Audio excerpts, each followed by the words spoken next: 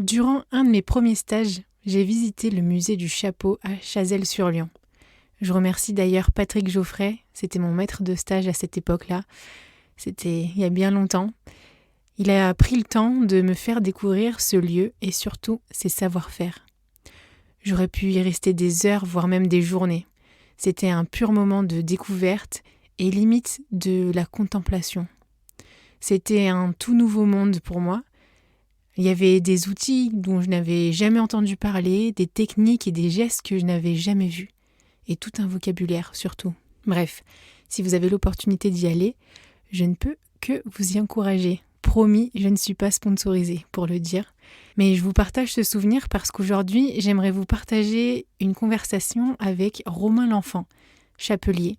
Il s'est formé dans la région, à Roanne, et son activité a tout juste 1 an. Oui, il s'est lancé dans ce métier, cet artisanat, durant les confinements. Au départ avec ce qu'il avait sous la main, un peu en mode bricolage. Et aujourd'hui, il a son atelier installé à Paris et propose des chapeaux sur mesure. Je l'ai découvert sur Instagram avec un de ses fameux réels où il montre comment il fabrique un de ses chapeaux. De passage à Paris, je suis allée le rencontrer et je lui ai directement proposé de nous partager comment il en est arrivé là. Pourquoi le chapeau ? C'est quoi la mode pour lui ? Avec cet épisode, on se souvient que confectionner un vêtement ou un accessoire, c'est la passion pour apprendre des techniques de base, se les approprier et ensuite s'amuser avec. Et c'est sûrement comme ça que naît le style. Bonne écoute.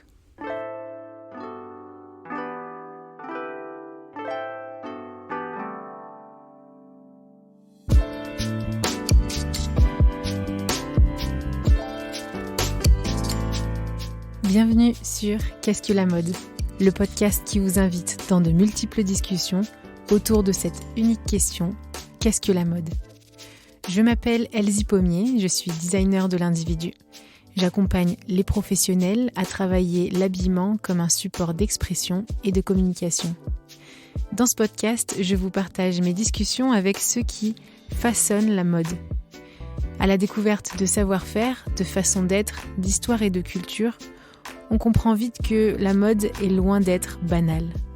Alors nous nous retrouvons chaque lundi sur toutes les plateformes d'écoute. Abonnez-vous à l'émission et rejoignez celles et ceux qui soutiennent la production de ce podcast sur patreon.com/qu'est-ce que la mode. Habillé, habilleur, bonne écoute.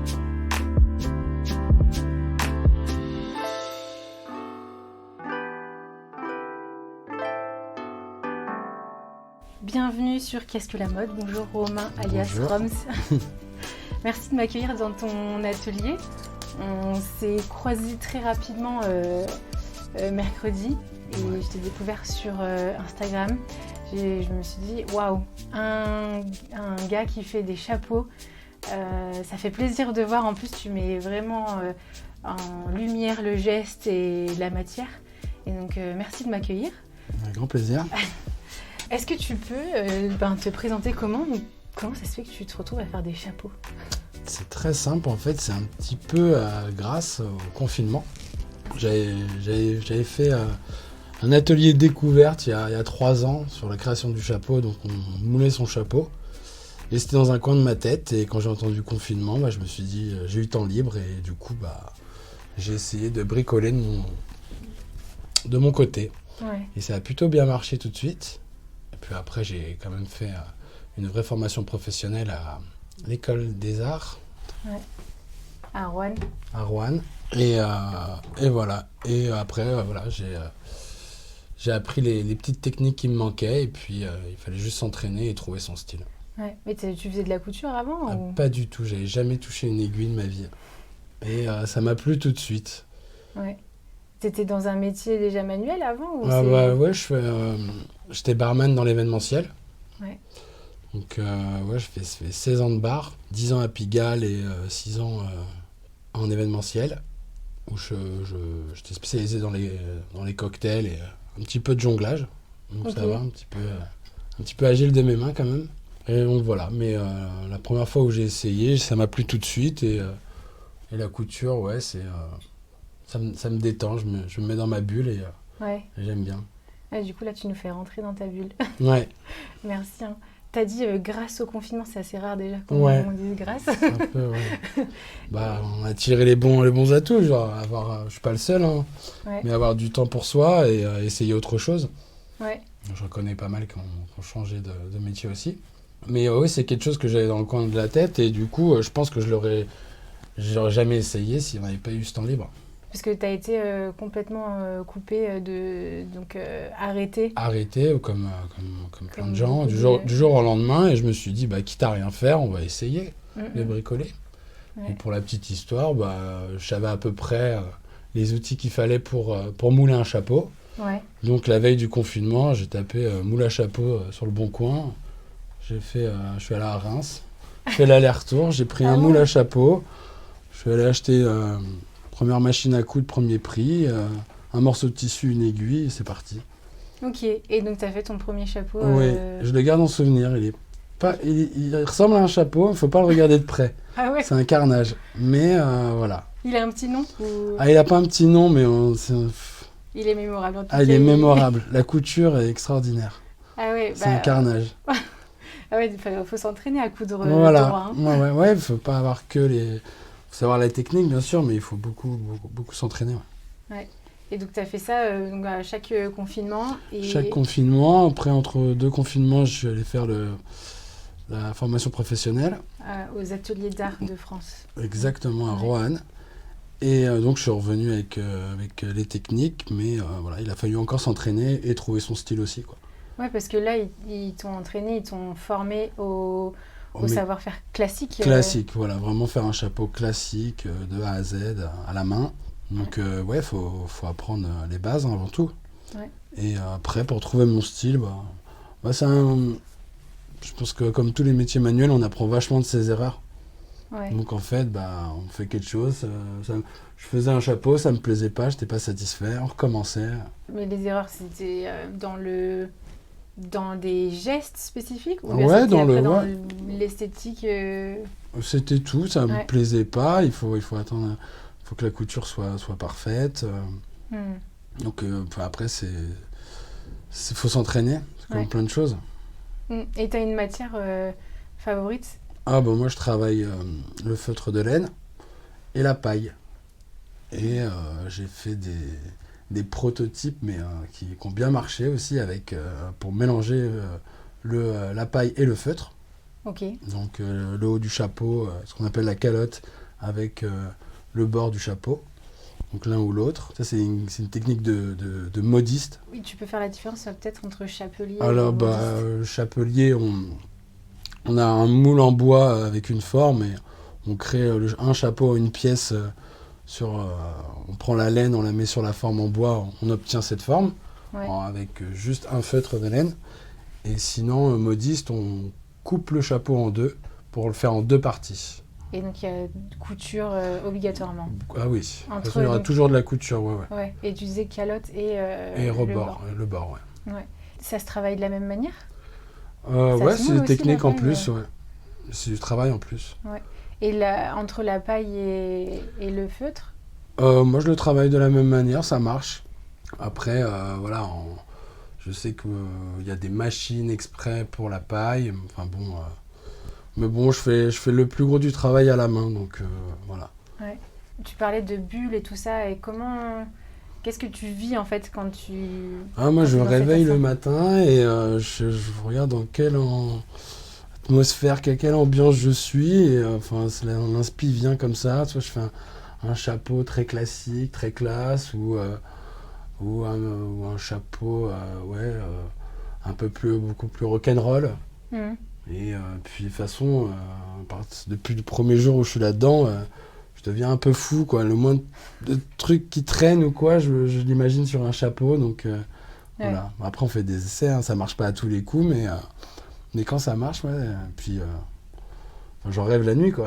Ah ouais. Je me dis, il faut que j'essaye ça. Il y a plein de choses. C'est vraiment la création, c'est à l'infini, donc c'est ça qui est super. Oui, parce qu'on se dit plutôt que ça va être répétitif si tu fais à peu près la même forme de chapeau et tout ça. Et on me demande souvent le même chapeau, un fedora classique, voilà. Mais après, il y a les pièces uniques. où vraiment, ouais, on peut faire plein de choses. J'ai encore plein de choses à essayer. J'ai vu un peu ta marque de fabrique, c'était surtout le dessous du rebord. Voilà, en fait. ouais, j'arrive à décorer le dessous du chapeau. Et ce que j'aime bien aussi, c'est de chiner pour faire des pièces uniques en plus, que ce soit en brocante ou quoi, et vraiment avoir des foulards d'époque ou du tissu d'époque, des chutes, mais pour vraiment créer une pièce unique, qu'il n'y en ait pas deux pareilles. Et à chaque fois, donc, c'est des pièces uniques. Vraiment. Pas tout le temps, mais des fois, ouais, je chope un morceau de tissu et donc j'ai assez pour faire un chapeau. Et donc, ouais, ce sera forcément une pièce unique. Ouais. Ou des vieux boutons d'époque, ou des vieux galons. Après, ouais, il y a plein de choses. Des plumes, plein de choses à c'est mettre vraiment dessus. la matière et la couleur qui t'inspirent, en fait. Ouais, la matière, ouais. La matière, beaucoup, ouais. La première fois où j'ai eu vraiment ce morceau de laine entre les mains, et en le manipulant, et on arrive vraiment à faire une pièce, un chapeau, parce que moi, j'ai des chapeaux qui sont assez rigides, et que j'imperméabilise par la suite, comme ça je me permets de les mettre un petit peu quand il pleut, je me prive pas. Ouais. Et du coup vraiment c'est vraiment un objet quoi. Pour moi c'est vraiment, même en déco c'est super. Bah ouais, tu peux l'accrocher et il fait partie de voilà, ouais, de avec un beau, pareil, au mur ou un beau porte-chapeau vintage, c'est super cool. Et d'ailleurs tu fais comment pour les boîtes à chapeau, enfin on se dit chapeau, boîte à chapeau. Moi je chine beaucoup, moi je fais beaucoup de brocante, on regarde sur le net et voilà, j'essaye de trouver au meilleur prix bien sûr, hein, parce que... Ouais, mais donc tu es en train de faire revivre aussi cet objet au-delà du chapeau qui est méconnu, la boîte à chapeau aussi, on la voyait plus quoi. C'est vrai, ouais, c'est vrai qu'on la voyait plus. Après oui, bon, on s'en sert pas tous les jours, hein, le but, on prend le chapeau à la maison, on le met sur la tête pour la journée, et voilà. Ouais. Mais c'est vrai que moi qui pars en voyage, j'aime bien essayer d'amener 2-3 chapeaux quoi. Et comment tu les associes est-ce que tu te bases sur le chapeau que tu as envie de porter aujourd'hui et ensuite tu t'habilles ou comment ça s'associe? Non. Ouais, c'est une bonne question. Non, je m'habille et j'ai la chance d'en avoir fait pas mal. Ouais, donc je me dis quel chapeau je vais mettre aujourd'hui, voilà. Ouais. Mais non, c'est un accessoire donc oui, on s'habille normalement et puis après... Voilà. Et puis si je vois que j'ai pas le chapeau qui va avec la tenue, j'en fais un autre. Ce sera la tâche de la journée. Ouais, celui-là il me manque. Ah yes. Mais non, c'est... De toute façon c'est un accessoire, il en faut un de chaque couleur, de chaque style. Ouais. Après moi j'attends pas d'occasion pour mettre un chapeau, mais oui. Oui, parce que ça paraît très occasionnel, mais en fait c'est hyper beau et élégant et en plus très pratique, il y a du soleil, de la pluie. Ouais. Oui, ça tient chaud même. Hein. Bon, ça couvre pas les oreilles, mais ça reste de la laine, donc ouais. Tu fais des chapeaux à la commande, sur mesure. Comment ça se passe ?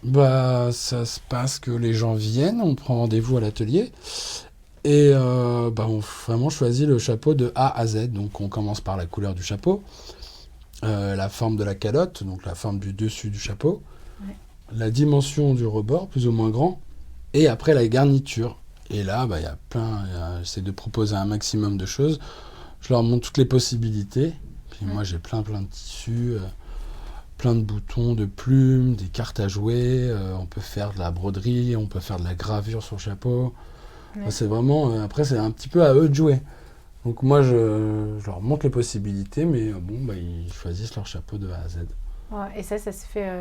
Ça se fait beaucoup, les gens apprécient. Il n'y a pas 2 chapeaux pareils, même si, voilà. Comme ça, vraiment, le chapeau unique pour chaque personnalité, chaque personne. Quoi. Et s'il y a des personnes, justement, qui se disent « j'ai envie d'un chapeau, mais j'ai pas une tête à chapeau ». Le fameux « j'ai pas une tête à chapeau ». Non, c'est pas vrai, ça n'existe pas. Vous n'avez pas trouvé le bon chapeau pour votre tête, quoi. Mais ça n'existe pas. Sinon, oui, tête à chapeau, c'est comme vous connaissez quelqu'un depuis 10 ans et vous l'avez jamais vu son chapeau. Demain, il met un chapeau, vous allez trouver ça bizarre. Mais voilà. On rencontre quelqu'un pour la première fois avec un chapeau, c'est normal. Ouais. Mais c'est vraiment dans la tête que ça se passe. Ouais. Justement. C'est le cas de le dire. C'est le cas de le dire. ça termine une tenue, c'est élégant, mais je me dis, c'est souvent aussi des gens qui ont une certaine assurance, parfois, qui osent le chapeau, parce que c'est quand même non, un si accessoire, un petit, grand quand même. chapeau peut-être, ouais, un grand chapeau voyant, des grandes plumes, ouais, non, il y a des chapeaux super discrets. Ouais. Des chapeaux très discrets, un petit chapeau uni, un petit rebord, facile à mettre, enfin à la cool, quoi. Ouais. Non, non, on peut vraiment, le même chapeau avec une garniture, une couleur différente, on peut vraiment passer d'un chapeau, alors, un chapeau de soirée ou un chapeau vraiment tranquille pour le week-end, quoi. Enfin, Ouais.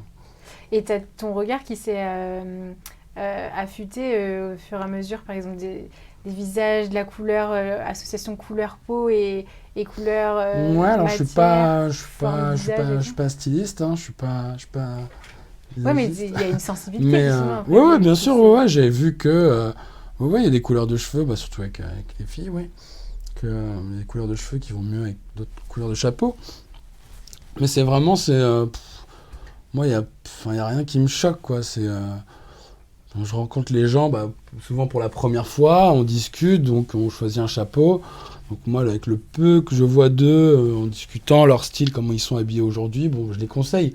Mais c'est comme tout, enfin, je connais pas leur garde-robe, Ouais. je les vois pas tous les jours.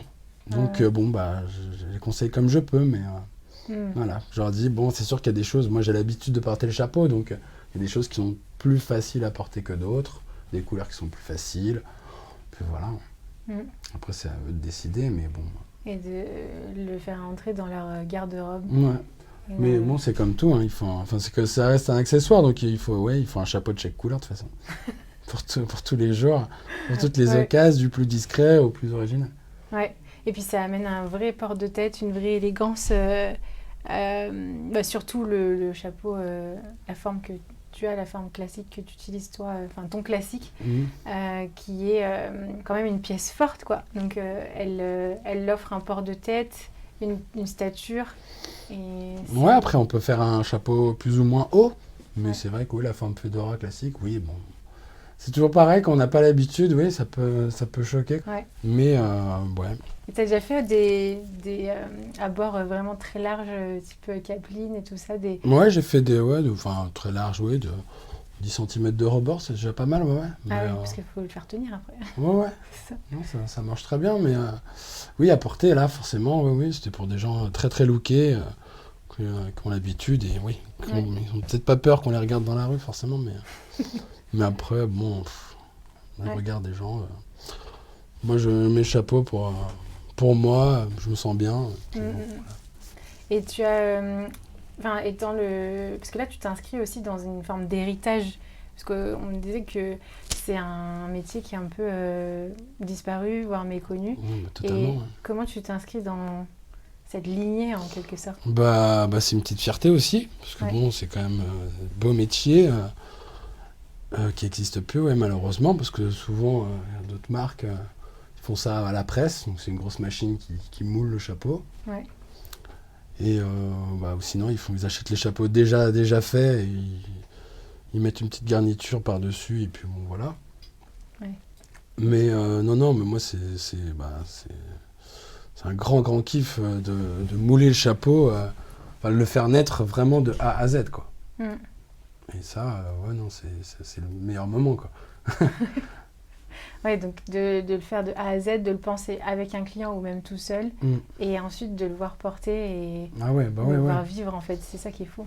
Ouais, ouais, ouais, de le voir porter, et puis voir que ça plaît, quoi. Quand les gens reviennent pour un deuxième, troisième chapeau, Mm. c'est super, ouais. Ah ouais, il y a des familles de chapeaux donc. Ouais. Ah bah Après, ouais, bah il y en a qui portent le chapeau tous les jours. Et puis bon, bah, c'est pareil, hein, quand on a un noir, bah après il faut un bleu, après il faut un marron. Puis après on passe à des couleurs un petit peu plus osées, mais voilà. ouais, on ose d'autres formes. Non, ouais, puis on s'habitue, donc on veut peut-être un peu plus grand. Et Hmm. Ah, c'est beau. En tout cas, merci de faire revivre ce métier et de partager aussi sur ton Instagram, que je mettrai en description, ben, ce geste, ce travail manuel de le refaire, de lui donner une vitrine en fait. ah Après, ouais, bah oui, bah c'est la transparence, hein. ouais, Moi j'aime ce que je fais, et puis bon, j'ai rien à cacher, donc ouais, j'aime montrer toutes les étapes de la création du chapeau. Et puis voilà, ouais, c'est vraiment pour montrer. Il y a vraiment la transparence, quoi. Ouais, tout simplement. Et puis le savoir-faire, que en fait c'est possible. Donc t'as fait en 1 an et demi, t'es passé d'un métier à un autre complètement rien à voir, et retrouver la matière. Et tu t'es inscrit en plus dans un secteur que tu connaissais pas. Enfin voilà, la mode justement, pour toi, c'était... Ouais, non, je connais pas du tout, non. Ouais. J'ai mon style à moi, mais c'est vrai que oui, je m'intéresse pas trop à la mode. C'est vraiment... l'inspiration, c'est vraiment en se baladant, en regardant les autres aussi. Voilà, les films, tout.